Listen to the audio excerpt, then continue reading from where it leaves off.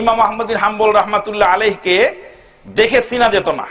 আমাদের আজকে আপনাদের প্রধান বক্তা শায়েখ আব্দুর রাজ্জাক বিন ইউসুফ সাহেবের মতোই খানিকটা।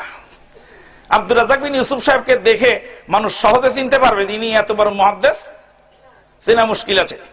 উনি গেছিলেন আমাদের পাবনায়, তো পাবনায় গিয়ে উজুখানায়, মসজিদের উজুখানায় গেছেন উজু করতে।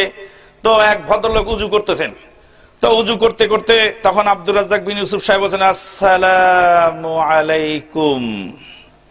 তো ওই লোক দেখছে যে এই লোক মুসল্লি মানুষ, তো সালাম দিল কেন, উজুর সময় তো সালাম দেওয়া নিষেধ। তা উজু টুজু করে উঠে বলছে ভাইজান আপনাকে দেখে তো নামাজি নামাজি মনে হয়, নামাজ কালাম তো পড়েন তাতে বোঝা যাচ্ছে। আব্দুর রাজ্জাক বিন ইউসুফ সাহেব নামাজি মুসল্লির মতো মনে হচ্ছে দেখে নামাজ কালাম পড়েন তো বোঝা গেল, কিন্তু মাসলা মাসাল তো কিছুই শেখেন নেই। তো মাসলা মাসাল শিখেন নেই তো কি মাসলা শিখতে হবে? বলছে উজুর সময় যে সালাম দেওয়া নিষেধ ওটা তো জানেন না আপনি, উজুর সময় আর কোনোদিন সালাম দিবেন না। তখন আব্দুর রাজ্জাক বিন ইউসুফ সাহেব বলছেন কে বলেছে উজুর সময় সালাম দেওয়া যাবে না, কে বলেছে? বলছে হাদিসে আছে। কোথায় আছে? লোক তখন বুঝে ফেলছে যে ইনার কথার ভয়েস শুনে তো সাধারণ মুসল্লি মনে হচ্ছে না, ভয়েসটা তো ফের অন্যরকম। আল্লাহু আকবার, সুবহানাল্লাহ বিহামদি।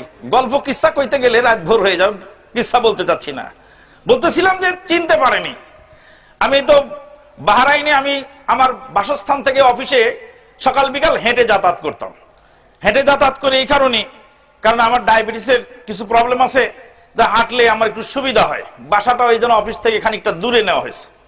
সকাল বিকাল হেঁটে যাই।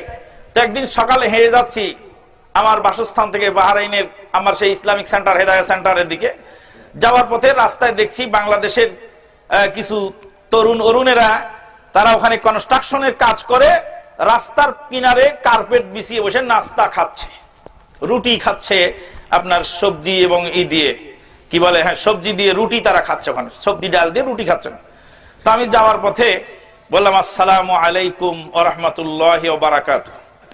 ওরা মনে মনে আমারে ভাবলো যে আমি কোনো আরাবিয়ান লোক, বাংলাদেশি মনে করেনি, আরাবিয়ান লোক মনে করে বসে তোর আক্কেল হয় নাই, তুই আরব দেশে বাস করো কিন্তু মাসলা মাসাইল কিছু শেখো নাই, বেয়াদব আরবি বলতেছে আমাকে, আদব শিখাচ্ছে আর কি। বলছে খাওয়ার সময় সালাম দেওয়া নিষেধ জানো না? তো মনে করছে যে আমি আরবি মানুষ, যার ফলে বাংলায় বলে দিল। বোঝা গেল এক বুড়ি আর এক বুড়ি রে কয় নানি শাশুড়ি, তো নিজেই জানে না আর একজনকে তালিম দিচ্ছে। বলতেছিলাম